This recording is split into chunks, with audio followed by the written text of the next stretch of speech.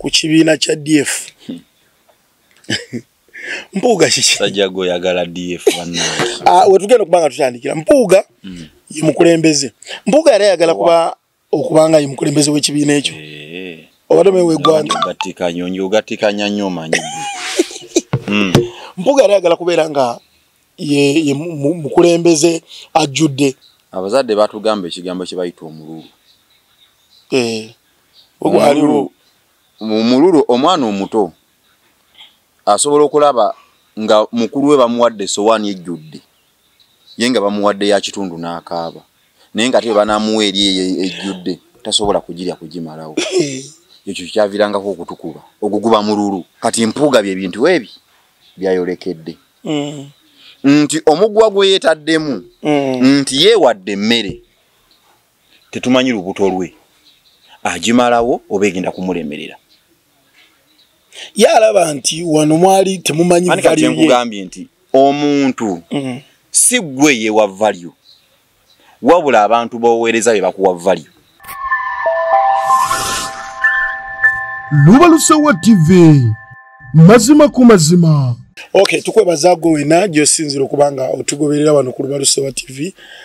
Tusinzira ali ku mikutu migatta abantu okulegwa YouTube, TikTok, sako ne Facebook. Ajesa mu bigange program nsonga ku nsonga ebe maze kubanga eguse ku mpewozo solo kubanga tetwogera ku bimu oba ebirala.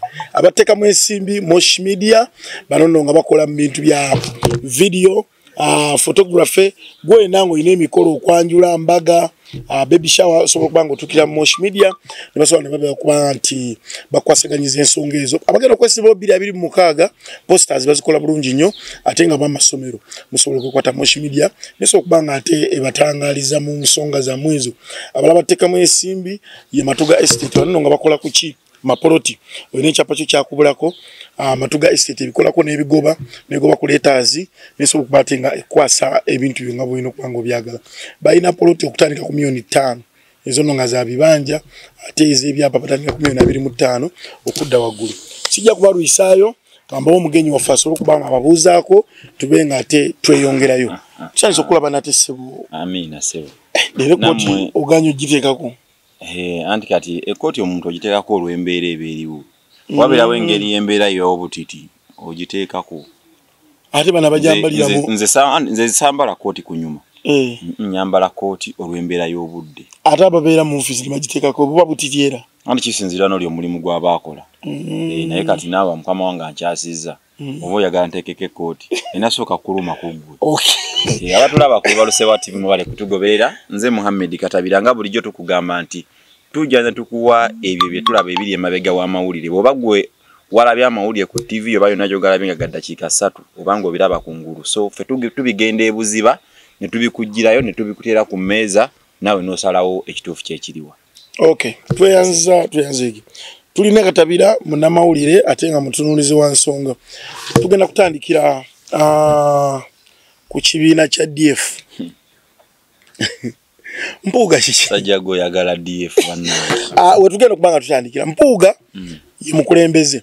Mpuuga yali ayagala okubanga ye mukulembeze w'ekibiina ekyo.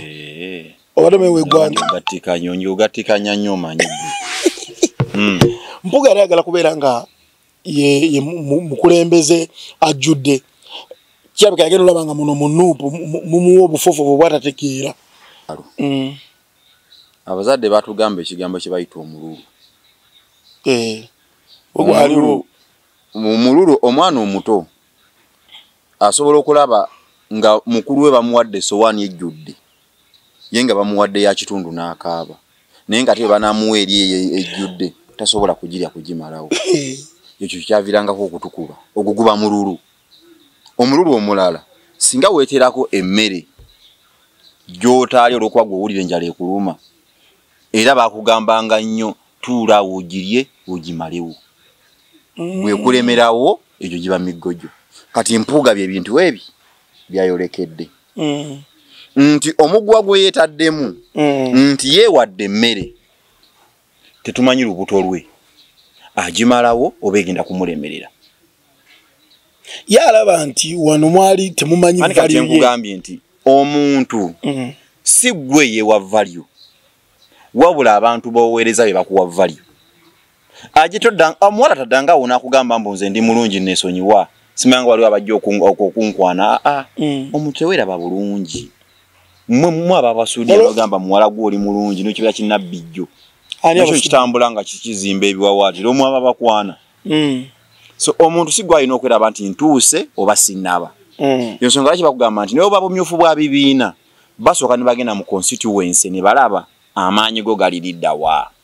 Gy'oli bwe balaba abantu ne babuuza ku bantu oba ne bategekawo n'okulonda ne balaba ani akira ku munene bamuwa.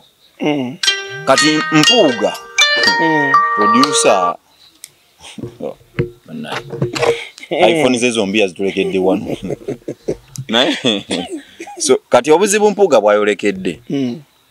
Buzibu ki omuntu ataddewo ekibiina ye president kati yasalawo omwana waba akyabeera mu bazadde be emmere eba yabwereere aw'okusula waba wabwereere buli kimu kiba kyabwereere.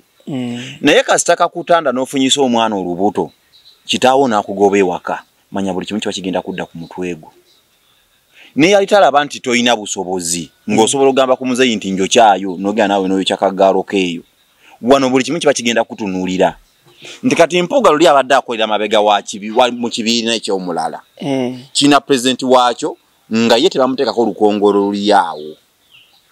Ye nga ensi temutunuulira nnyo. Temutunuulire nga buli omu agamba Kyagulanyi azzaako ki. Nga teri yagamba nti Mpuuga azzaako ki.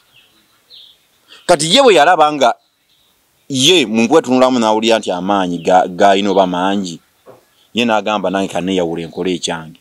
Lwakuba omuntu bagamba woova toyombe wootera okudda. Woova toyombye wootera okudda. Nti obuzibu obuliwo Mpuuga yagenda okuva mu NUP. Ekisooka teyavaamu bulungi. Ekyo kiba kikulagirawo nti yavaamu nga bamufubutudde nga afunye akasiimu. Tebaamugoba, tewali yagoba Mpuuga. Mpuuga ne kadi ya NUP tagizangayo. Era kati kiba kikalubirizibwa omuntu okugamba nti Mpuuga wa DF. Kikiri ku chairman Nyanzi kye nkugamba wano bulijjo. Abantu abasiba bamubeerawo nga bamugamba chairman Nyanzi Mbega. Yali wa NRM tebwakyako kumacha n'akwata kadi ya NRM n'agizaayo mu kibiina. Bw'okwata kadi n'ogizaayo genda ku kibiina bagambe kadi ya muyagwambe eyambudde. Naye wosigala nga tozizaayo kadi mu buli ngeri oba okyali affiliated ku kibiina ekyo. Baba tebakuwandukulanga mu systems za kibiina. Kati Mpuuga kali ali mu kweteekateeka kuzza kadi ku NUP. Okuzza kadi kutya?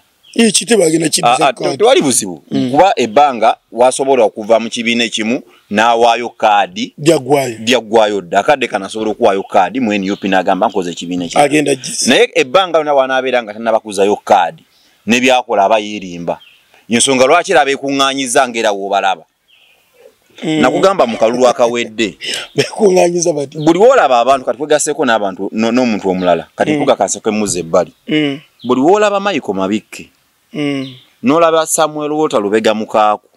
Oyo. Awo manya waliwo ekyobufere ekifumbibwa. Kati kwegasseeko ne Kasibante. Kasibante ne Kasibante bonna ekisooka. Nagambye wano juzi nti omuntu kasa weesimbwawo ku bwa pulezidenti. N'omala n'okukama adaala n'okomawo ne weesimba ku bwa MP. Kitegeeza gw'oba oliko ekizibu. Kwa weesimba ku ekifo ky'obwa pulezidenti mu ggwanga kye kiba kisembayo mu bifo ebirondebwako. Kozi Abedi yeesimba. Abedi bwanika ne Mukaaku ate bali mu kakundi ke kamu. Kyo kyekulaga nti abantu abannanfuusi nakugamba wano nti Mpuuga n'akabinja ke abannakyalo balima mmere bo balima butyayo banaakungula mu nkwe ze balima. Mpuuga yagaye nti aba NUP beewaanisa nnyo kakadi. N'abuza kadi eno ya mbaga yaki. Nakutudde mu byamazima. Tubadde mu byaki. Tabamiruka wamulabye. Abantu badde bangi. Era nabye emikutu gy'amawulire egisinga gyonna. Wamulabye sigambye walabye abantu. Tabamiruka wamulabye. Mu bantu ababadde waawo ani gwosobola okugenda n'ogamba nkuyegera producer oyo n'amumatiza. Mpozi nga basobola kumatiza mukyala kumuteeka waka. Naye laba Mukaaku singa baali tebalina maanyi bandi badde tebabayita. Michael Mabikke alina ekibiina kye. Naye mu kwesimbawo mu kalulu akawedde Michael Mabikke yasuulawo ekibiina kye n'ajja afune kadi ya NUP. Yali weevu. Mukaaku n'ajja mu NUP afune kadi naye nava mu kibiina kya Michael Mabike yali akiyingidde. Obuzibu obugira nti Mukaaku oba mu mekibi oba mu mapate ticket naddayo mu kibiina kya Mukaaku kya Mabike ne bamuwa kaadi. Mabike ne yesimbawo tebereza president w'ekibiina kiramba yesimbawo nga independent. Ngatajide mu kibiina ki ekibiina kadu NUP yamu makadi n'ekibiina kye nakisuulawo najja nga independent naye nga gwe president w'ekibiina. Oyo aba munoonyi wa nsimbi aba yagala kununula bannayuganda oba yanoonya ssente. aba afa nnyo ku bannayuganda. Omuntu bagamba nti tuli balabiranga ku bikolwa byabwe. Aje gwe n'oŋŋamba nti oli munnaddiini nnyo naye ngenda okulaba ng'owambye ekyapa ky'omukadde okiremedde. Kati mba nkakasanja nti eddiini taliso okuddeeyo ekyapa twakikomyawo mu mbeera ki? Omuntu bamulabira baali bakyanoonyereza balabe kiki n'okuziiko ko bakuteeketeeke bulungi. Tolaba nate mu kulemera ekyapa ne president yavaayo n'aba myuni 10. Anti kwe bayita okweswaza. Bw'obeera aje nga oli mukulu mu ddiini ng'oyitibwa kitaffe mu Katonda kitegeeza byonna ebintu by'oba olina okukola biba biri reflecting nti ddala gwe asula ku mukono ogwa ddyo ogwa Katonda. Naye ate bw'oŋŋamba nti gwe ebikolwa ebya Katonda obisuulawo n'ogenda n'ebyensi, abakulu bano batugamba bulijjo nti ensi etwemalizaamu bwereere. Kituufu. Ebintu byaffe obulamu obw'okwesiima buli mu ggulu, ebyensi bitwemalizaamu bwereere. Naye ani yali atuuse? Naye ate baatulabye teri yali atuuseeyo. Era nze nagamba mulimu ebibuuzo bye neebuuza nga tebina ansa nga singa nfuna omuntu abinziramu nsobola okukyukaniza mu buli ddiini gy'aba yagadde. So kati bwenzira ku mpuuga bw'eriba liiso ku opposition ye Kajonjo.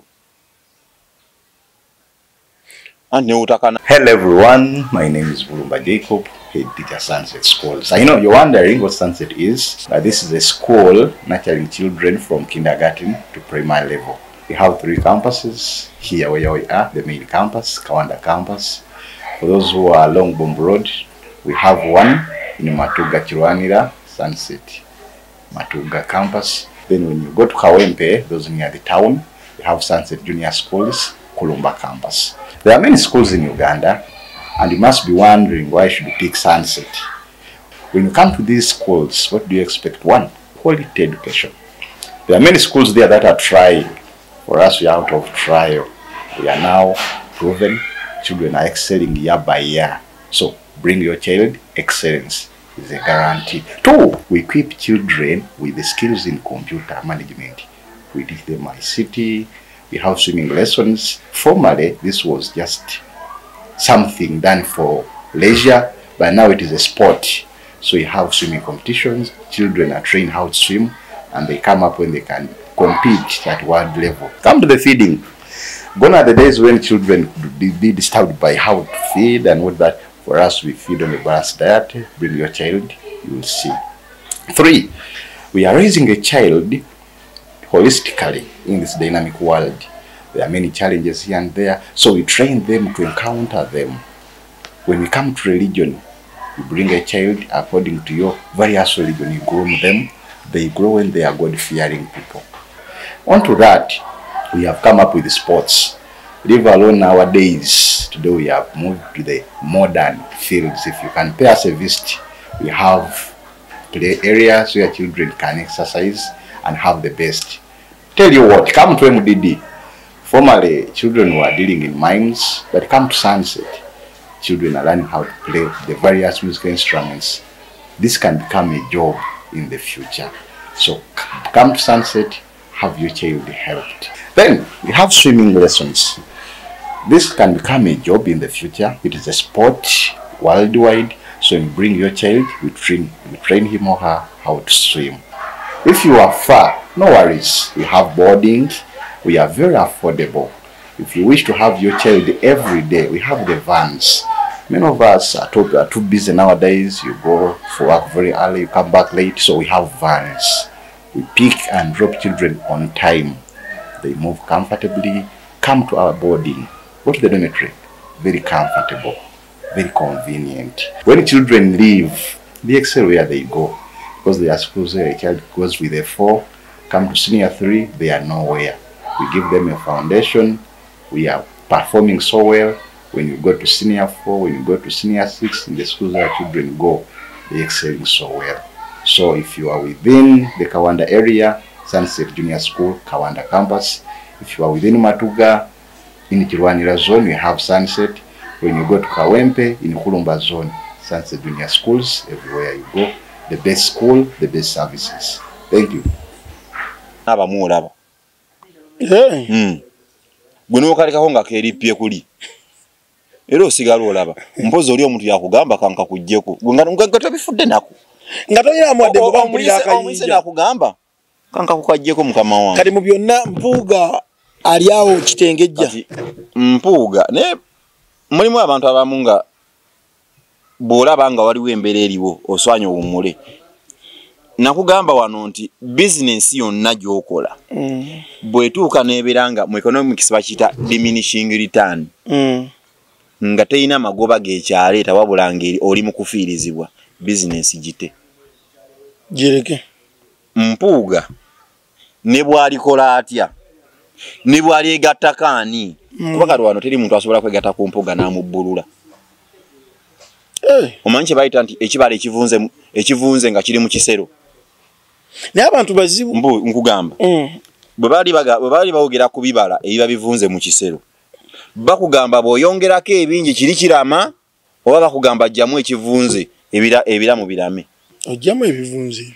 Ebivunze ebyo ojjamu. Kati Mpuuga kyalinga kibala kivundu.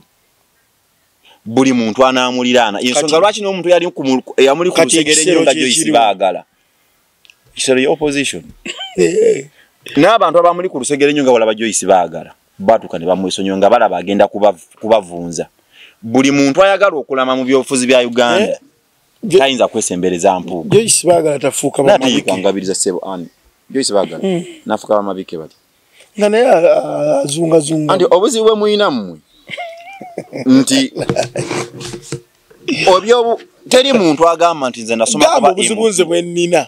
Gwe n'abakufaanana. Wato kimanyi nti gwe wobuuza oba olinayo bangi abalala abalindibuuza ekibuuzo kyekimu gwe n'obakiikirira. Ate abandizeemu. Kali nange mbaddiramu ku lwabwe. Teri koosi nti nze nasoma kuba MP. Ate omuntu oba munnabyabufuzi oba profession ki yonna osooka kubeera muntu n'olyoka obaako profession gy'osoma. Nti kati omuntu ak'obuntu sika nti nkusiiba nkugamba wano. Joyce baagala era omuntu asobola okugamba nti nkufiirako. Joyce baagala nga tokkiriza kyakola. Ate olaba nkugamba oba nga tebakisikiriza. Olaba omukyala gw'obeera naye waka osobola omuzaalamu abaana bana n'akuvuma empuuta. Nakugamba mbwa ggwe. Lwaki ate empuuta gye yazaalamu? Gwe mugatta omusaayi gwe mumaze ebbanga lyonna nga. Mugatta musaayi? Mugatta ki? Eyo mpozi neeba topiki ate musobola kubanga mugatta musaayi. Mugatta ki? Sikiraba waawo. Mba mugatta ki? Andi gwe kyogere nze ngambye musaayi. Kasema mugatta ki? Se mama yange abaana ebo bo musaayi. Abaana? N'omukyala ne mugatta omusaayi. Kali waliwo mpozi amazzi ge gavaamu omusaayi. Water. Asobola ovaamu omusaayi. Omuntu bwe mugasse obuliri na buli kimu mu emibiri gyammwe kyonna. Bukya ku makya n'agamba gwe nali negamyewo nkuba. Abakyala bwe kyo bakikola. Munnabyabufuzi talina kintu kyasobola kukola wano n'akwewuunyisa. Lwaki Mpuuga omwewuunya? Mpuuga nze simwewuunya. Wabula ate abamwewuunya benneewuunya nga mmwe. Mpuuga simwewuunya. Kuba wano ngambye yakoze ekibiina eky'amaanyi. Kale kiki otamwewuunyako? Kola kibiina ky'amaanyi. Nagambye abantu babadde bangi. Kuba omuntu yabadde mungi. Era ebitongole bisigala byenga byaga nti bannange. Ebyaddala olaba. Omuntu olabira nti gwe oli feriya. Olaba abantu bakwetoolodde. Aje olaba ng'omuwala nga yeetooloddwa abawala babi. Manya naye alabika aliko obuzibu. Bw'olaba ng'omusajja ng'akola mu Bank of Uganda ng'alikwa n'omuwala atambuza emmere manya oyo naye aliko obuzibu. Deka naawe omulimu ate tegutaakisa ekyo kulaavu. Kati mbuuza n'atambuza emmere ki ekibagatta. Gwe muntu nulayo bayinza kusinkaganirawo. basinza bayinza siketa mu bitundu gye babeera wa akola Bank of Uganda inasulawo babera basula mu apartment mu bikomera kati asula emmere abafuluma mu kikomera cyane kyogambo asula mu kikomera kali mu mafina nga asula mu kikomera nga tumulaba neno na joginga mu musanga mumulaba nga joginga no mu kitundu kale bawe yakima amazi ku kyalo edda kyotegeza tomutosa kusanga muntu nkugamba mu kuwagalana sikubitinga bine byabulijjo osomitinga omuwala n'omwagala nga atatambuza mmere wa mama fiina gwongereza akakima wa amazzi tumulaba yabatambuliza amazzi muno ng'agabaguza buli wobeera class gy'oliko ye attraction abakazi boosika gye babeerako kasebo mukama wange kankubuzeyo ki omukazi ozokubanga okola mu Bank of Uganda nofuna asiika chapati kati oli munnamawulire mukyala we yali akola mu bbaala anti nga ogambye nti attraction yonna yali akola mu bbaala ina yali ako munamola ina kwa na mabbaala omuntu ngambye class gy'oba oliko ye attraction gy'osika kati gwolinga ngamba nti gwe nti omukyala gw'olina gwe toliko class yonna nti wamujja mu bbaala ara abebbali boyina bo babbaala abatulaba mwe bali kubanga mutukubeera kyesembayo kugamba ku mpuuga nti olaba abantu abakulinaanyi womanyira nti nze amaanyi gankeeyi omusajja wobeera awo gagwotwala tuli wa kirasi olaba nga abawala abaikotanya be batambuza emmere manya sinatuuka gyendaga kati mpuuga ebbanga n'obwekitibwa bwe weewa bw'obeera nga kadde kano osobola abakwatira ensawo kuliko kasibante eyalemwa kyokka ate ekikwewuunyisa bano bonna abalemeddwa bali bajjako mu NUP ne basesema kyali kisinde bali baagala kisinde ekisinde kyali yali people power ebiseera ebyo bo babuukira etokota tewali gwe basobola kuzimba bwe weetoololwa mukaaku ne weetoololwa Michael Mabikki ne weetoololwa kati ogasseeko Kasibanti naleero musemanga ne mbwatekamwa owentebe njeru wa Ntebe municipality Ntebe municipality oba njeru ekimu ku ebyo toyinza kugamba nti olina kyosobola okutuukako mu byobufuzi mpuuga ne bw'anaatambula Uganda n'agimalayo niyo banaamuwa obuwumbi bw'ensimbi talina muntu gwasobola kukyusa kumwegattako abantu nga batambula naye bw'ovudde kwawo bw'oyogerako mpuuga ina abantu babeera nabo nze nkugambye okimanya esente ezibamuweza akasiima obukadde 5 zaali zamuwiwa musolo ne gwe njagala ombuulire ani yali akuwaddeko akasiimo nga tonnakola obusiimo bwawukana olaba ne bw'obeera okyaziza mukyala osobola omwokyayo nga tannakugjamu oba kale nga tekali ngangeze nga sikumusiibula producer okikola ne woba okyaziza mukyala producer ayinza n'omwokya n'atomuweera kyekyo nti okusiima kujjawo after omuntu asobola kubanga yakajja n'omugamba nkwokyezaayo mpozi naye nga yeeryamu naye amala kujjamu nonga munnaayo ebintu nkwokyezaayo begenda n'ekyo naye kati mpuga bamusiima tannakola ate ku nsimbi ey'omuyi w'omusolo kati ekyo kyekyasinga okumuwunyisa ate n'atamanya waayinza kukivaamu wabula ne yeekangabiriza bwekangabiriza kati obwe buzibu bwajjira mpuuga ne banne bo twabaziika dda tulinda lumbe era ndowooza omulundi oguddako lumbe lwe lujja okubeerawo tweyanza mwena abakyatugoberera tuli ne Katabira Muhammad mutunduzi wa nsonga tugendagenda kuwali mu kitundu kye bayita Lwemiyaga balegenaga olw'emiyaga waleri Sekikubo yali eyo ye Theodro muki Theodro Sekikubo baba bedira nti Theodro li bali adini negwe obo mulaba afaanana ente Theodro Sekikubo yabadde atidde olunaku lw'eggulo era amasasi yayise ku lugwanyu wabula ate waliwo muvubuka Musayi Muti yasobodde okuba ate nga alugulamu obulamu bawita gulamu yafiiriddewo badde bamuyita Sembuusi kiki ekiri Sembabule kuba juzi wali nga twabyogerako pulezidenti yaliko eyo naye abakulu abo beesikamu ku miguwa ku bitogi n'ogamba nani era limanyi president agenda ku reactinga naye talina kyeyakola ki ndoza naga bano bantu be talina kyabbakolera akabalike naye mu bintu ng'ebyo akalu tekannatuuka pozi wangamba kagenda kuba kakufa si kakufana kuwona kufa kwokka kwera kutandisa okulabako kyokka nga pati emu yetandisa okuba ate kati nga yeerwanisa ajo olaba siraba ntolaba kati simu ina yaki nokugamba sigamba kulabisa maaso ebirowoozo yemwe muwa Museveni essuubi mbu yalina vision kati mwe emitwe babateekako gyaki kuloola gatta tugamba loola kuloota gyebayambako kuloota nakutuukiriza omuntu nti si kiwuduwudu naye sigasa ekyo katonda n'omuntu teyandikukuwadde gwe naye abantu abatambulako sigenda nko mu ggwanga lya Kenya naye mu ggwanga lya Kenya waliwo gye baŋŋamba waliyo street nti street eyo kuliko abali abasirikale ba Idi Amin baddukireeyo baali ba general baali ba colonel baali ba brigadier naye embeera yabatabukako ne badduka ne bagenda e Kenya mbu bali ku nguudo basabiriza buuzako mu muntu yenna gwomanya yali agenzeko e Kenya nga papa siri yali ayiseko ku street eyo obanga yali agezayo lwa byabufuzi kugambye abaaliko ba general nze abagendako e Kenya be baŋŋamba ngambye sigendangayo omuntu ogenda Kenya ng'ogenze kutunira bali ku street bemmanyi b'omanyi baba kuba bifaananyi bemmanyi b'omanyi oba bwe n'abakugamba n'obategeera ekisoboka abaali ba general abaali ba kano abaali ba brigadier bali ku street eze Kenya basabiriza gozo okumanya abali ku street ye Kampala nti noga nti guni ne guni namala yasabiriza era tulina kimunti baluga singa baba bali ba general mu government ya Moi e Kenya ne bajja wano Uganda ne baddukira ne basabiriza era mbante ko kubamanya kwa mawuli gabaga batambulira keera nti oyo yali general wa Uganda anti yegwa tagoberera kati gwe kinoonyerezeeko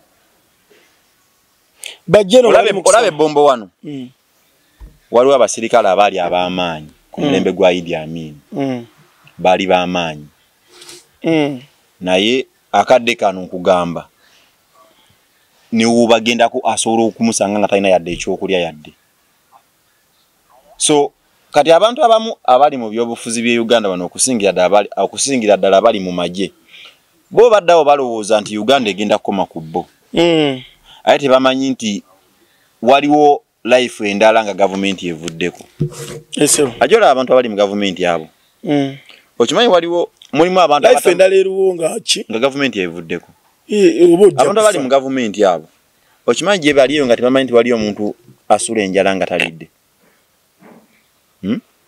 mu Uganda abantu abali mu gavumenti nkugambye kankugambe kino Gilbert Bukenya nga we bamujja kuba vice president yakuba essimu akakyala ne koogera ye teyabifaako n'ajuwa muyambi we ne amugamba mukama wange honorable toyinaako ssente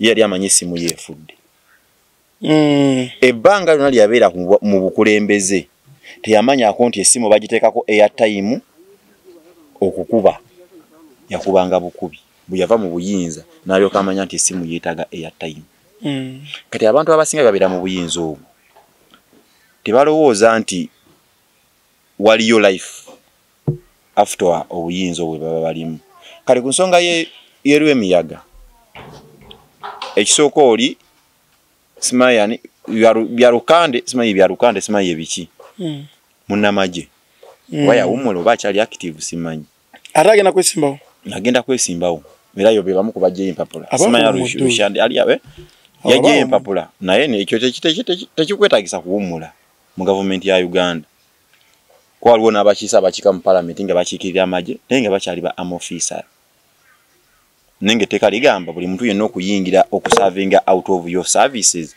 olina okubeera ng'omaze okuwummula oge bana baservinga mu parliament ababaka b'amagye abatula mu parliament kulaije siye mwogezi mu parliament atulayo abagamba obayita obuyisi mu parliament atulayo ne babakiikirira bayitayo wa olaba ababaka bateesezaawo tokkirizibwa kulinnyawo kigere nga tuli mu kiise ensonga ki bannamawulire bo babeera waggulu eri waggulu ebanga VIP gye bakwatira wansi tokkirizibwa kulinnyawo nga tuli mu kiise seba obola bakulayi gye batuulawo batula wali okulina na sipiika kitegeeza bakiise mu paalamenti niwe kaba kulonda mu paalamenti nga waliwo obululu baagala okulonda nabo balonda wadde tebalina bantu babalonda omuntu yabaserekitinga naye nabo balonda so kati abantu wano mu Uganda ekintu okugoberera amateeka kye kibeera ekyokwewuunya kati abantu abo okusingira bannamagye bo balowooza nti omuntu wakwata emmundu eyo buli kimu abakina mu ngalo ttaano naye nga ekiseera kisobola okutuuka aje omunoobera n'emmundu yo nga onoonya bunoonya woogikweka nakugyamu byambalo byosobola okwetaasa okanga abantu nga beekyanzi okuyise kukanga abantu nga beekyanzi osobola okunoonya wano Uganda asovubawo omuntu buuza ku basirikale abaaliwo mu kwekalakaasa kwa 2009 okwa Kabaka kwekayunga buuza abasirikale abamu ekyabataasa si kusuula mundu na kujja mu byambalo ate nga abantu baafa abantu be baafa ate Uganda yaggwawo gwawo n'otya anti abantu baafa kali gwawo n'otya fetwali ero anti ogambye abantu ate fetulumba ku front kucyenjogedde gwe ugamba nti abantu baafa kitegeeza Uganda abantu baafa ne baggwamu ne musigalamu basirikale nedda kati kukitta abantu kyerwanda era abantu bagamba bannanga omuntu yafa naye bonna baafa ne baggwawo abantu baafa si muntu ab'omu abantu baafa e Rwanda so kati gwe nkugambye nti abantu abamu ababeera mu buyinza ekisinga okunsesaako ina ebintu ebi okangakanga ekirala obanga akolima nedda si kukolima ekisooka yunze nganzi Uganda ekiba kinyiga Uganda ate iPhone y'omukulu ojagaza kyenonye ekiwa kyejagala kwano Uganda wano nze njina ketofaali kuba ensimbi zanandibadde enfuna ne zibeera mu nsawo gavumenti ezinzijjako ne zigenda mu musolo kituufu kati wembeera nga nsasula omusolo naye ng'ekintu kyensasulira sikiraba services siziraba kiba kinkakatako okwogera kubanga mbanni tatadde ssente tosaana kwogerawo sekikubo ne munne kiki ekibasanga bakibiina kimu ate bonna bali mu gavumenti ekibasaba bukulembeze aje okimanyi nti waliwo omuntu kikubo yakabiina amaziga abantu bangi balina ssente naye nga tebalina linnya naye nga gwe tolina ssente ng'olina erinnya okimanyi omuntu alina ssente asobola okunoonya gwe n'akuwa ssente omwogereko bwogezi olw'erinnya ly'olina naye alinyireko ku ggwe naye nga te yalina ssente erinnya lyamulema kale abantu bannamagye abo teri munnamagye asobola kwesimbawo mu kalulu n'awangula yotaliiwo kuba ekifaananyi kyabwe baakitta nga bannamagye abakulu abo olaba bagamba nti kyempulira mbu oba owummudde amagye mbu bakuyisa mu counseling okuddamu okuzzayo mu mbeera z'abasiviliani kuba baba bakujja mu bantu bakuyisa mu training ekujjamu obuntu nekuteeka mu security ngo officer w'amagye bw'oba owummula bakuyisa mu process y'emu okubulira okw'amaanyi okuteekateeka ne bakuzzayo mu society nga baga nti omuntu takuba munne engwala bino mbadde mu lubeera eno simanga buli kimu kitambulira ku order eri mu civilian obulamu bw'abasivilian buba bulala si byakulagira ne bakubuulira bagenda okutta okuzzaayo ng'oli muntu mutebenkevu naye kati wano mu Uganda wali owuliddeyo oba gye bakisomesa abantu abo be baba bawumuzza naye kati sekikuba yadde akaabaki tiyagasi obutiyagasi nga bamukuba opposition omuwagizi we obuzibu gwe tolaba kwetegereza engalo za sekikubo nazirabye nga ziyizite nnyo omusaayi ni nabo opposition bakuba bulijjo ate bali mu bakola batya ne basanyukuba nabo ne bakaaba bali aba opposition hibayizo kati mane bulijjo bali tekibaluma bo abaluwa aba NRA gozala kibagamba omubbi tayagala kumubba yaba manyo obubbi kirungi bwe kiba kirungi lwaki taleka naye ne bamubbako naye sekikuba akaaba olwakati tiyagasi nga akubibwa ne kavule naye olaba ajja abantu abalinga mmwe yemu mu promotinga violence mu ggwanga mu kifo ky'okuvumirira abakubyewo ne batta n'omuntu wabula gwoli mukulaba oli mbuba mukube kati ya gasi n'akaaba naye nga tofuddeeyo kugamba nti ate yasse yaani yattidde mu tteeka tewali tteeka likkirizibwa muntu kutta munne anti basogamba nti wabaddewo obuzibu ng'oli ayinza otusibwako balina amateeka bagataputa abo baga nti mbaleesewo chaos ne baleetawo kwekalakasa katwaye tuba dispersinga ebisasi ne liwaba mbuuza scenario yabadde ebintu byabadde wabitegedde badde beyisinga badde bakola laali nedda ssebo Ssekikubo yabadde ategesera aleye mu kisaawe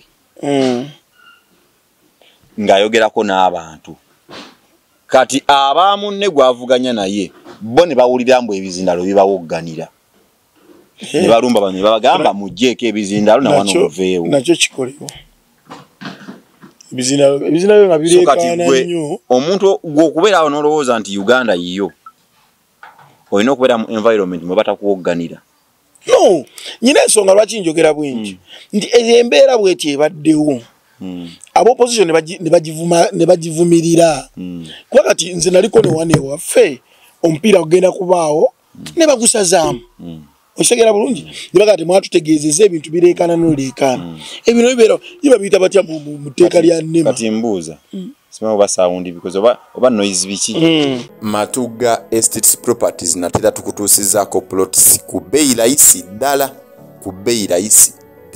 okuviira ddala ku miliyoni 4 Matuga kasaalirwe tulina estate yaffe empya gye tuguddewo ya miliyoni 4 futi 25 kwana ziri kumpi n'ekkubo access road weziri so osobola okujja n'okukulambuza n'osobola okuba nga weewangulira plots zino futi 25 kwana ku miliyoni 4 tulina ne estate yaffe nayo ng'eri Matuga kasaalirwe eno nga futi 25 kwana ya miliyoni 6 wabula ng'eno eri ku kkubo ddala evira ddala ku kkubo ddala erive Matuga okudde kasaalirwe so nayo mugyeyune tubeere nga tugibatuusaako tusazeewo okubawa ofa eno olw'omwaka omupya ogutandika ne tugamba katubayiwemu ate ebipya ku bbeeyi layisi futi 25 kwana tulinayo ey'emiliyoni 4 ne tubeerawo ne futi 25 kwana ey'emiliyoni 6 kisinziira wa w'oyagadde na buwanvu ki bw'oba oyagala tulina ne estate yaffe empya eri e Matuga Sanga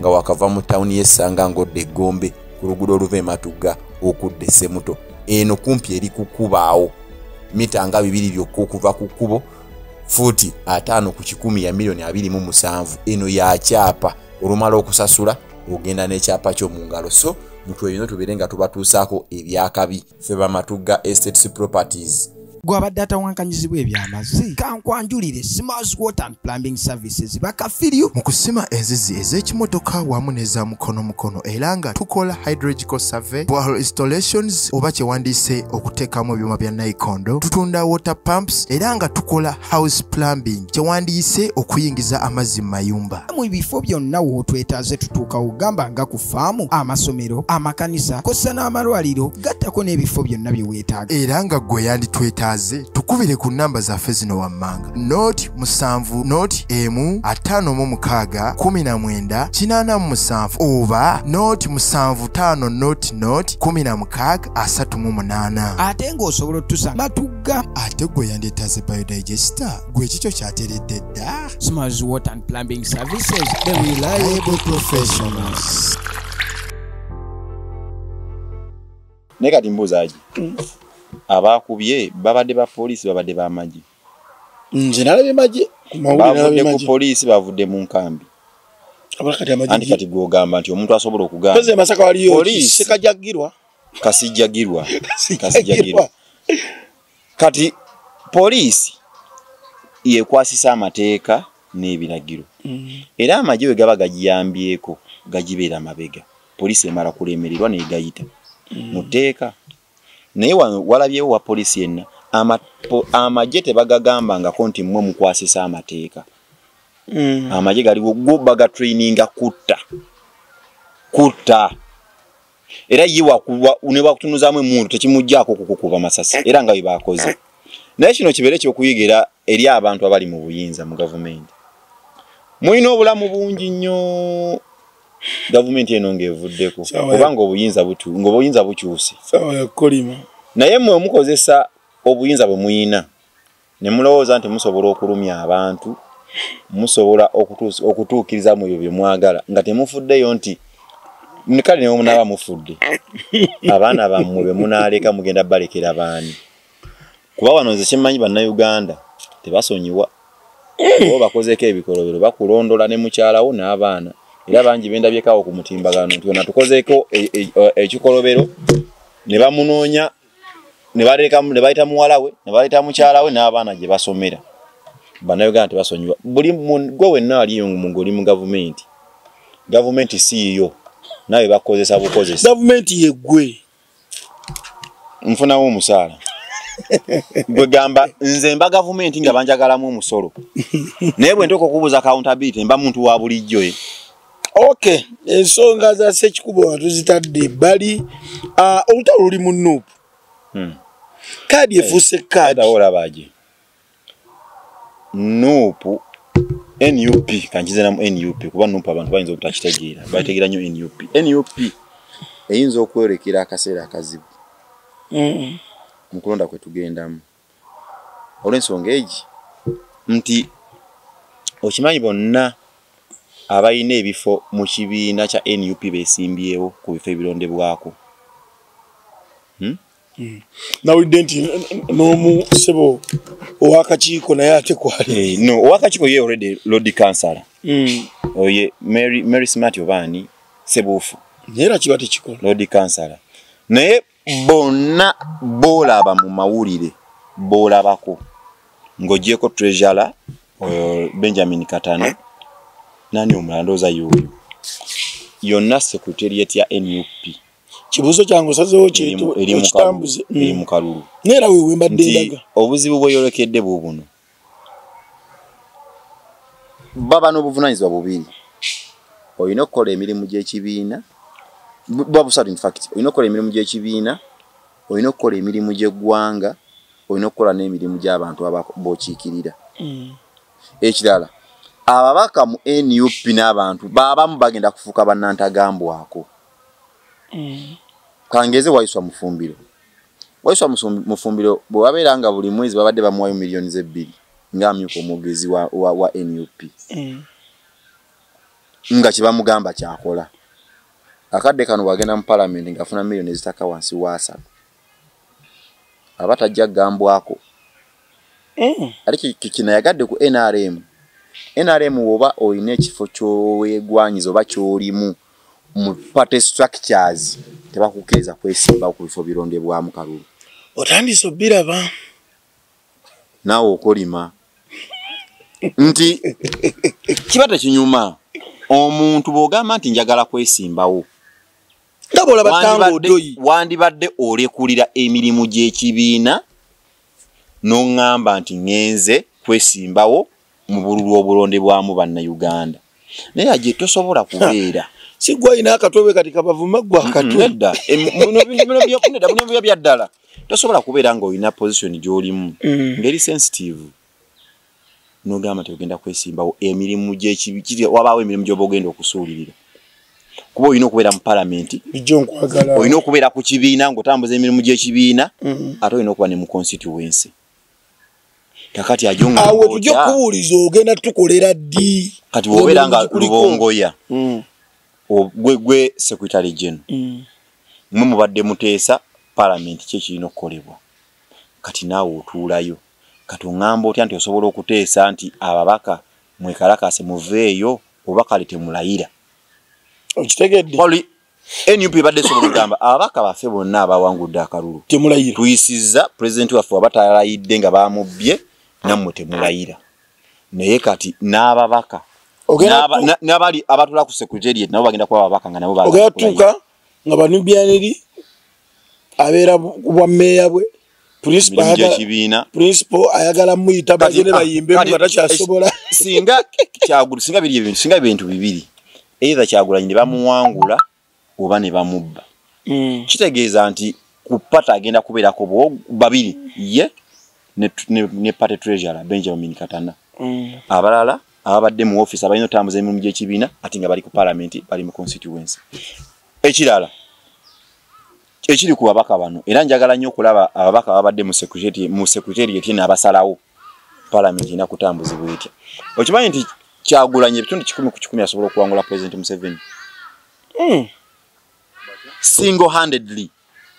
Kyagulanyi Robert Kyagulanyi asobola okukwata President Museveni n'amukuba akalulu single-handedly. Kibagamba nti n'enkoona n'enyo.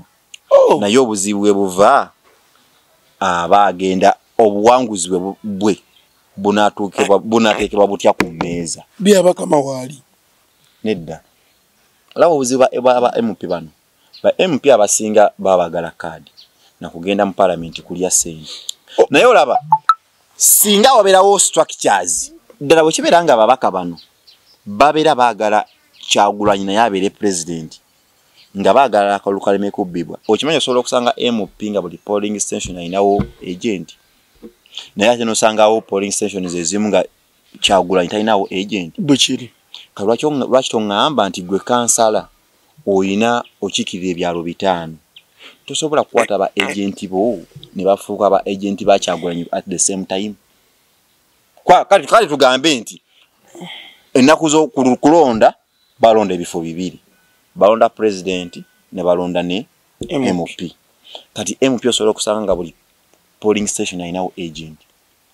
Kituufu naye ng'ate president we talinawo agent. Kati ne weebuuza gwe MP oba oyagala gwe kugenda mu parliament onoonya kaluluko engeri gye bakabalamu baleme kabba oba ofaayo nnyo n'akalulu ka president ogwo oyagala. Kambuuzeemu katono. Oli mubuuza kibuuzo oba? Mbuuza ababaka abo. Ffe tukimanyi bumanya nti kye baagala. Bujjo kye tugamba. Aka kyengambye nti ekisobola leero wadde weebase watunuddewa. Kyengambye mu ntandikwa nti Kyagulanyi asobola okuwangula President Museveni single-handedly n'amumegga n'enkoona n'enyo. Naye obuwanguzi bwe nga tayambiddwako babaka ba parliament bagenda okusiba mu bifo mwasinga okuba n'amaanyi be bagenda okumuviirako obutamuwangula be bagenda okumuviirako okugamba nti bamubyako. Mpulirizaako teri mubaka wa opposition wano e Uganda mu bonna ne bagenda okuwa kaadi bonna kino nkikugamba agenda kubeera awo mbu yennyikire bwati mbu ayongobere nga ye amaze okuyitamu wali owulira bulungi nga President Kyagulanyi tayiseemu mbu agenda kunyiga. Nze mbalabyeko ebbanga basula tebeebase nga tebannamulangirira naye nga obunkeeke bwabwe tebuli nti aka president kali katya naye bamala omulangirira n'alokagira ati n'amasimu n'agajjako kati bakaze bamugamba nti bagambye ate kagenda mu kkooti awalaniko beetaagira. Okyo bayita mwana Adamu. Kati kyegamba bonna ababaka bonna be muleeta.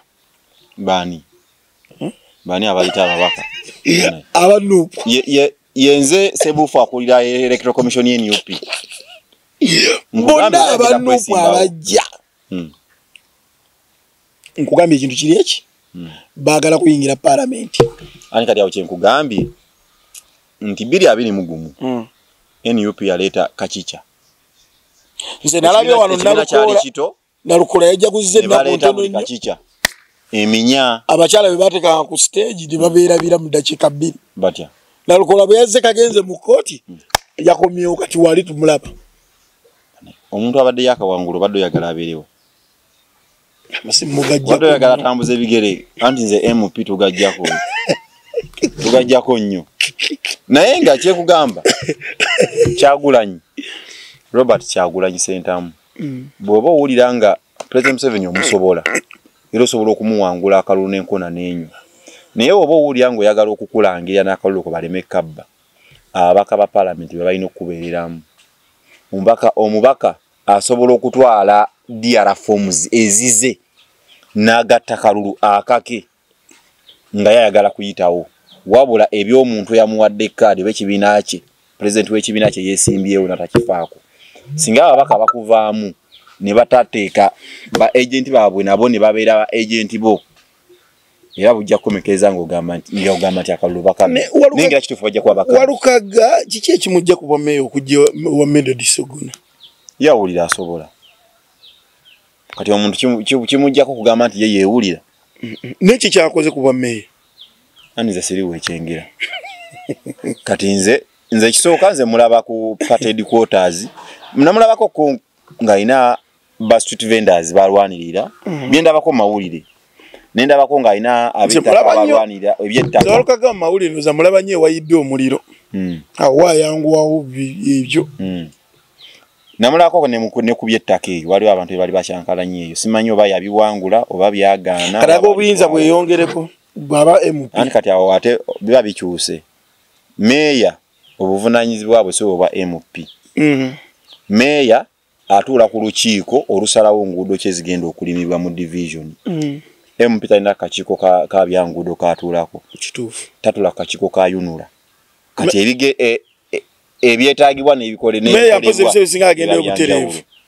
muwax byabatulako obutereevu era asobola okugamba n'olugero luveemu tukusoke tukole luno lulimbu kyamu ate ye MP kyatakola ye MP omulimu gwe mutuufu kuteesa oba byateeseza bitwaliddwa oba bigaaniddwa kikyo kiri mu ssemateeka kubaga amateeka nakuteesa Zambaali yagambye nti abanupu batamuwa kaadi ekisinga omunyiga yasulawo omulimu gwe millions buli mwezi njagala ombundage video ng'ayogera saagala gendera ku pokopoko Zambaali yabigidde mumanyi mugendera nnyo mu ku propaganda abantu babiri simwe bakuyisaamu olukomo nedda si lukomo Joyce baagala ate bonna bamawulire nze sigamba nko Joyce baagala muyirawo omubiri nze nagamba Buganda abayiwawo emibiri twabakoowa ne Kazibe Bashiri yatuyirawo omubiri twagulaba era naye wali ogumuyirawo atewa iyi wagamba wano walinga otambula na Kazibe Bashiri yali business naye kasagera mpala era mwali mweyirawo omubiri nze okungamba era nawuddeko abo bapokopoko aboogera omanyi waliwo abantu abasasuddwa okwonoonera erinnya Zambaali talina wasobola kuyimirira wonna n'agamba NUP bwe munyima kaadi nja beevuma simanyi nasulawo omulimu gwange gwa $5,000,000 simanga we munyima nja genda mu DF oba ngende mu PLU njagala kumala kulaba ku video ya Zambaali ng'abyogera bempulira boogera bali mu hiyase aje ne wembeera nkugambye nga toyininaako video tosobola niwe kiba kituufu nga okyogedde osobola kitwala sobola kikkiriza tekirina evidence ate kiba kisobola n'okusibya so kati Zambaali talina wantu wonna wasobola kwogerera bigambo ebyo nze njagala oli ave yaŋŋambe nti video yiino Zambaali yagambye batamuwa kaadi agenda kugenda mu PLU oba agende mu DF yasulawo omulumi gwe nga lugumuwa $5,000,000 lwa NUP nze njagala video bwebibeera bya hiyase sobola kwogera ku Zambaali Mama Kadaga yasobodde okubanga ate kirungi omuyise maama abakuliridde abo otukanoga bamuyite nnyabo ate tebagala bayita jjajja naye kirala Mama Kadaga naye nga ebifaananyi babimukubira mu motoka alinga Moses Ali tebagala kubibizaamu ku bantu wano anti nabanyi abajja okutwala empapula n'okuzizaayo bagira bati bano bonga tebazze nga babasitula amagumba gafa dda mulimu abantu abamu naye kiki lwaki tebawukola mulimu abantu abamu nga bo bennyini balina kubaweereza buweereza naye nga tebe bagala babaweereze ne President Museveni yatuuka nga munenya wa bwereere okulemerako aje kagambe kino jjajjaawo wa myaka 9 singa akusangaawo n'akugamba nti muzzukulu kangende nkukimere ya bidomola by'amazzi 2 byombi mbireeta lumu nze nja okubikuleetera gomuli ekyo ekikugira mu bwongo ngamba jjajja alabika ayagala kubanga ali fiiti nalabya ababoofu ate gwe bakwatira bendera gwe bajjajja ekibawangaazizza kubeera nga balimako bakima ku mazzi nku olaba omukyalo ow'olukindo gwe bamugamba tolina kusitula jjajja ow'emyaka 9 yalina ositula mbwayagala kukola kanyama agenda kulwana oba agenda kuggala muntu ekikugira mu bwongo oyinza okugamba jjajja oba aliko kikyamu ku mutwe oba ayagala kunsaagisa kulaba kikyenzizaako tosobola kukeeza nti jjajja asobola okusitula ebidomola by'amazzi 2 n'abijjajja obijja n'abikuleetera ng'ali myaka 9 n'okudda waggulu kati abantu bano abakuliridde mu myaka ba Rebecca Kadaga bawo ba Moses Ali nabo kenyini balina kubeera wali abo balina kubanga babaje batula ku buliba ne babayita ne babandika waliwo n'omweru ennyo ye jejjo dongo naye oyo baba yokala nsigira banga yo munsi yadala yokala ya jejjo dongo kitufu kino kiragala nga bino ebiziga ebyasookawo byo byali bikufuula wa kyenvu wa kiragala guva ku muntu naye ndabye ko omuntu yeruse sebo nga atanze kufuka bululu bwatu bampiso Uganda mpayo nga babiri ababa bale goloza lwaki abantu abayerusa basirira nyoga na amatama oza lwaki anti abasirira amatama bisoka ebizigo bya kwesiga gwokimanyi ne oba wesiga bizigo era osokeza wano bodi ate olususu lwa face luba lugonda nnyo okusinga ensusu zonna kati wano watuuka ne wajja nga wala tewannaba kujja watuuka ne weyoga n'osiga ate wano ne wasirira nga ate awala lwalowooza okujja so kati Kadaga yenga ye n'abamufaanana bantu bandisanye bawummule osooka n'olaba embeera gy'alimu ng'alina kuba ng'alabirirwa bulabirirwa n'abantu abamu kati Rebecca Kadaga ne Moses Ali abo bo balina kubanga balina we bali bazimba amakayo mu kyalo bawulira amaloboozi ga bunyonyi siga ngombe za motoka eno mu Kampala commotion ono ali eno ile mpira ejabika buli dakika netwekanga osobola obasobola okuvunaana obutemu ng'okubye ngombe zine ngombe z'abayana ezibakubanga ziyimba osobola okubanga akuyitako mu convoy nane guka naagwa nafa ngali mu motoka ine bakuvunaana so abantu ngabo Bakadaga balina kubeera nga bazimba amaka gaabwe mu kyalo oba omubaka agenda okwesimbawo najja n'abeebuuzaako nga bawuliza amaloboozi ga bunyonyi bwokka mpozi na bikere ebikaaba ekiro neso si commotion nali ne pressure eri mu byobufuzi kati toyinza kungamba kati mbuuza Kadaga singa bamuwangula olowooza enkwolo nnyini tebamubika naye nakasente tasobola kulyako mu bukadde akasente kagula omutima oguvunze nkugambye bali balwadde balina kuwulira bunyonyi kati waba alina akasente bamuwangula nakola ki ku bulamu bwe omutimba baguzimbisa sente naye kyeŋŋamba abantu abakuze ebyobufuzi mu biveemu ekisooka birina pressure olaba bitta abaana bato oli n'abeera depressive byabufuzi nga bamukubya akalulu olaba wano n'ogenda mu masomero abaana nga banoonya akalulu omwana ne bamuwangula n'akaaba ne kati olwo omuntu omukulu nga Moses Ali mpozi batugambe tebategera biri mu nsi ne bamuwangula tajja kumanya nti akalulu kabaddewo mu nsi kati Moses Ali simanyi nti oba amanyi n'ekigenda mu maaso mu nsi ayinza n'okubuuza abaayi abakadde bwe bakula batandika okufaanagana Moses Ali atandika okufaanana mu Kadaga anti era abaana okufaanana kutya bafaanagana mu face oba mu mbeera Moses Ali atafaananya omukyala abantu bwe bakula abadde omusajja afaanana omukyala okimanyi Moses Ali asobola okimanyi ayinza okuba nga talina kimanya nakati nti yazzeeko ku kitebe ekyaddondo okujjayo empapula wabaddeko naye ngambye okimanyi ayinza okuba tanaba kukitegeera nti yajjayo empapula ayinza okuba nga si ye yabaddewo nga mubiri ate olowooza omubiri gwemalirira gubaamu mwoyo asobola okuba nga mwoyo alina gye yasigadde yoyo mwoyo gwe batera tugamba n'abasabisa mwoyo mutukuvu oyo mwoyo mutukuvu mulala mpuli abaga wa Yesu gw'olina mwoyo wo simanyi oba mutukuvu oba mwonoonyi naye ng'omubiri okubeerawo gulina okubeeramu mwoyo kati Moses Ali ayinza n'okuba yatuusawo n'agamba baayi tuliwa noonya eki wano kati mukama waffe tuzze kunona mpapula ate zaaki kati akadde kano takyajjukira nti oba waliwo ekyabadde nawo mu nsi ayinza n'okuba nga olunaku oluziba dereva wamubuulira anti kati omuntu akuze yonsooka kibakugamba omuntu bw'okula odda buto omuntu akuze asobola okumera endwadde nga yeerabira nga kyayogedde leero kasita yeebakamu ku tulo obwongo ne bwebaka agenda okudda nga talina kyajjukira na kiwamugambye ng'olina kumuddamu kumujjukiza bupya gwe wali omulabidde mu palamenti okujjaku wano mukubadde okulonda wano eno simanga okumyawo etteeka eya kooti y'amagye naye ng'era ali muli alinyanga gino emizimu gye tulaba mu firimu egigira giti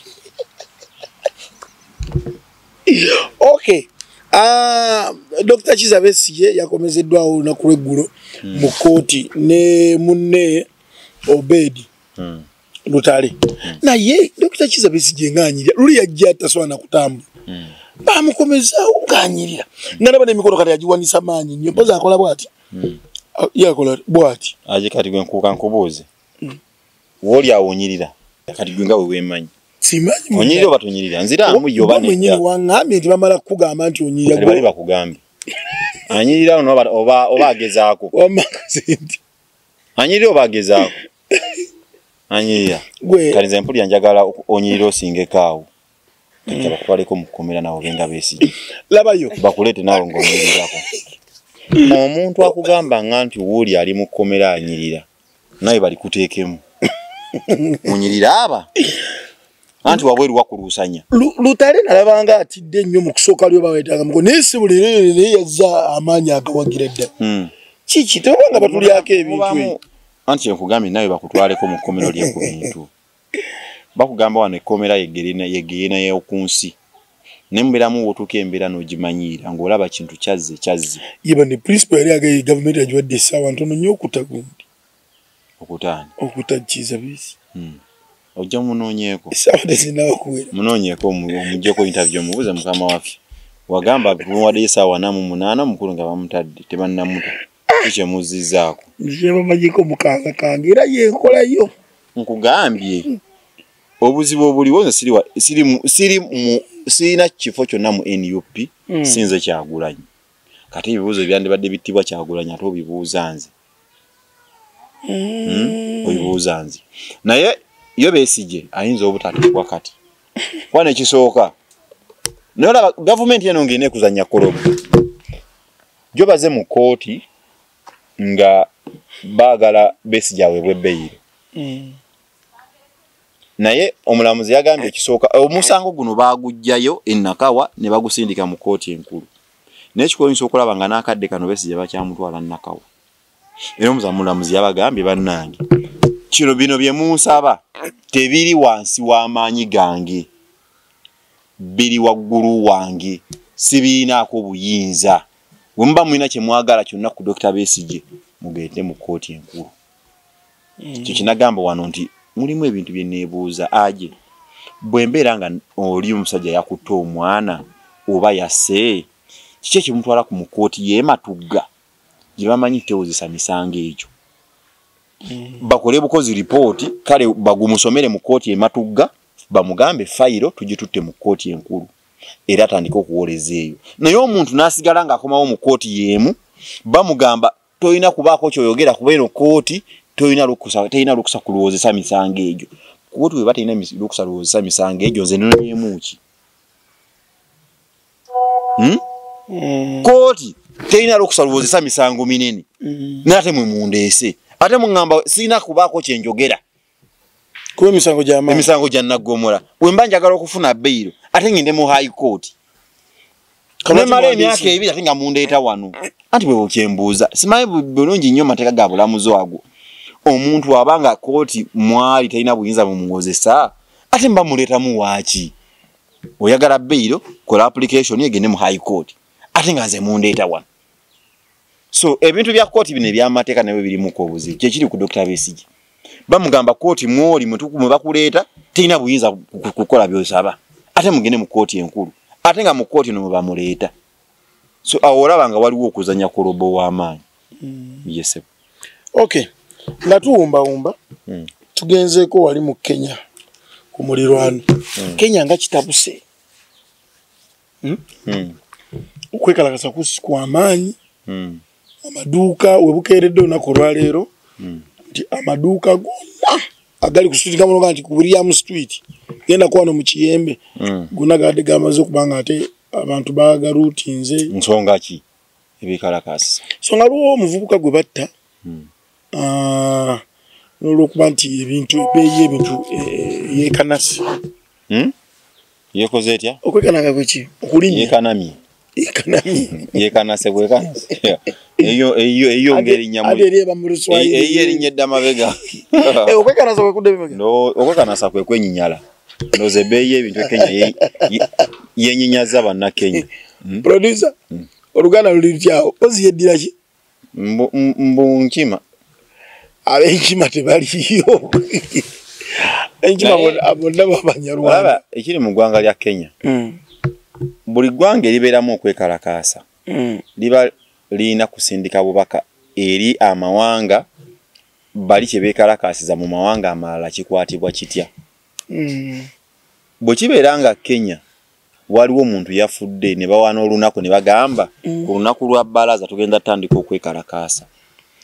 Ne watakira mamba mu kooti, ne watakira abasirikale bano baziyita mamba nazo, abasirikale babulaka mamba nga bayambadde obukookolo batambulira mu line ku streets ez'enjawulo. So Kenya yongayo mu East Africa yalagadde nti yo yakula dda mu democracy. Nti ekisooka omuntu okulaga obutali bumativu bwe kiba dembe liba limuweebwa ssemateeka. Kiba tekimuggyako kugamba nti aba alina byayonoonye.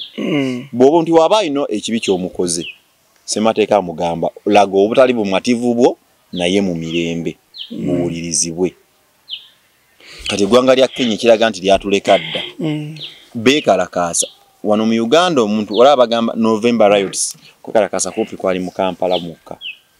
Naye abantu be batta just mu city center awo basoba 50 mu city center just kwekalakaasaamu awo. Naye ng'olaba eggwanga lya Kenya sofa nakagaluli abakatta abantu ba mukaaga 16 bebakafa. Naye ng'okwekalakaasa kuyingidde ndozi ennaku ziringa nga 3 kati. Bonna Kenya beekalakaasa. Gye muvudde kubaga Ruto yavaayo n'abeetondera. Anti kati bo baliwe baba anti nabo bakuwa obudde bwetonde mu nnaku bwezi bwezigaana bo nga bayinga bate bakugambirawo ne kye bagenda okukola. So, obuzibu obuli mu mawanga ga Africa kigambo sole oba neemenye kizibu nnyo. Nze nyinza obutaga sole kuba basa kikoze.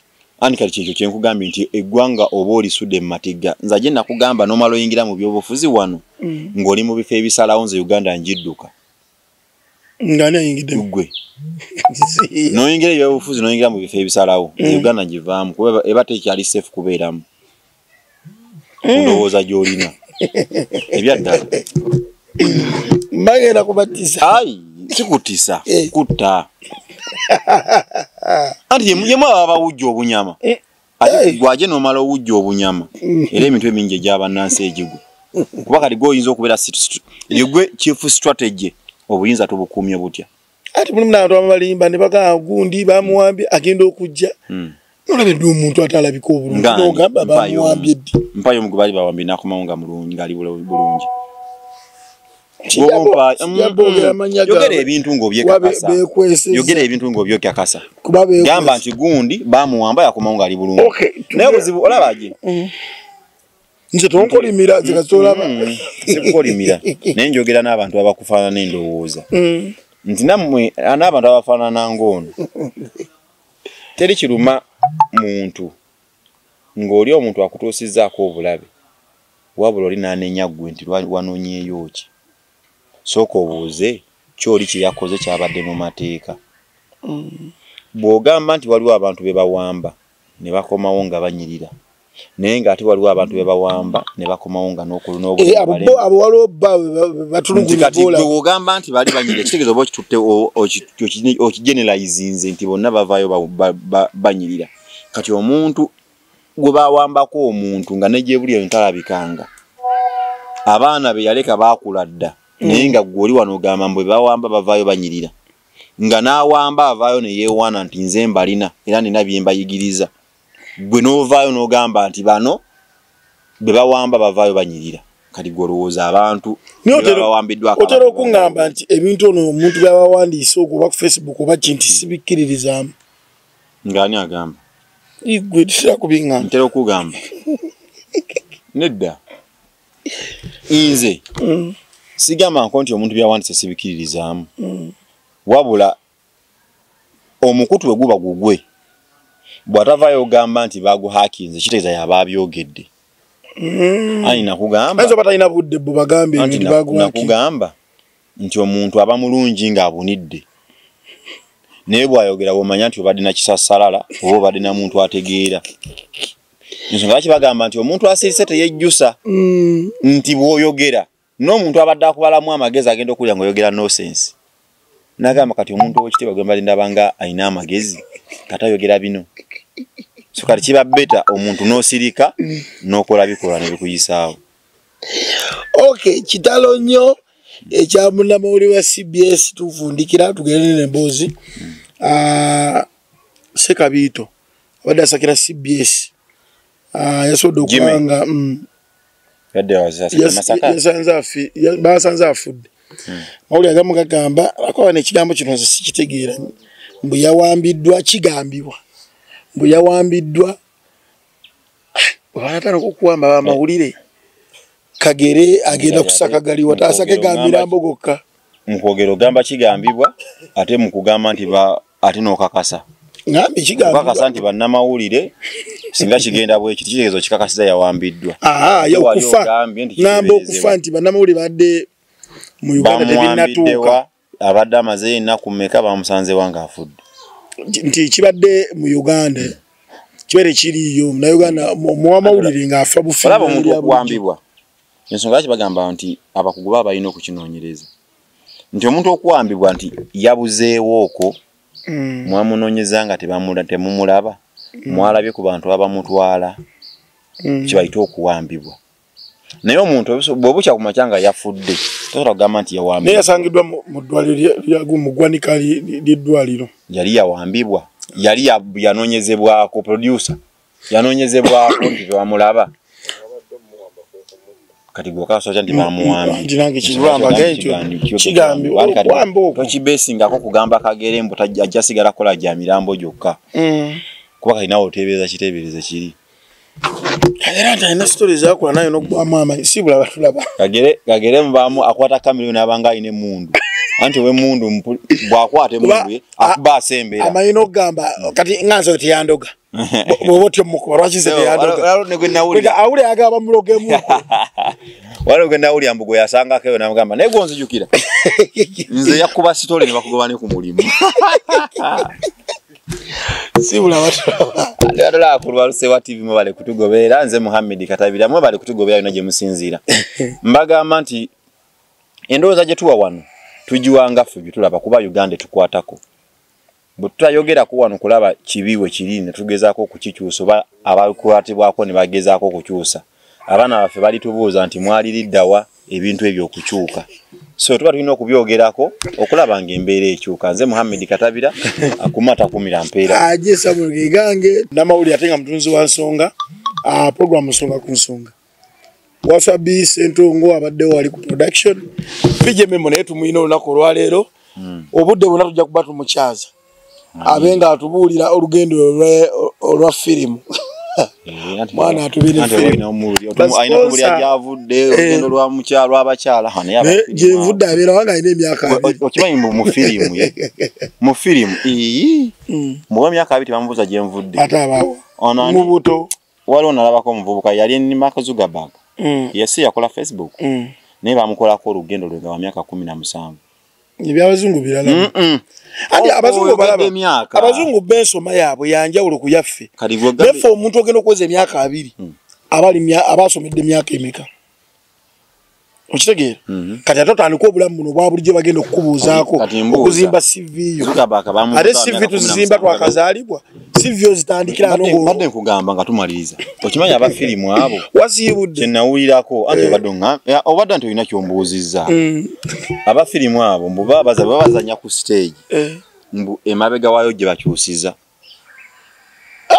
bw'ava wano ngoye zonna asobola okuziggyako n'omuwala sekendi zinnya n'omuwala bakadamu ne beetoloola anga nti sini zikyuka kati nze mbwema mpitawo nga ndi musajja ate bwe oyitawo amabega anna olina okuba ng'oli muzannyi abazannyi ba firimu gye baba ne gye bulaga tebaba na nsonyi babanga ba mupiira oyo tekikujjako kumusanga alimba baka stage nga tambula sebukuule tujja kusukawo waleero mwebale mwenna batugobedde olunaku olwaleero Lubalusewa TV mazima ku mazima.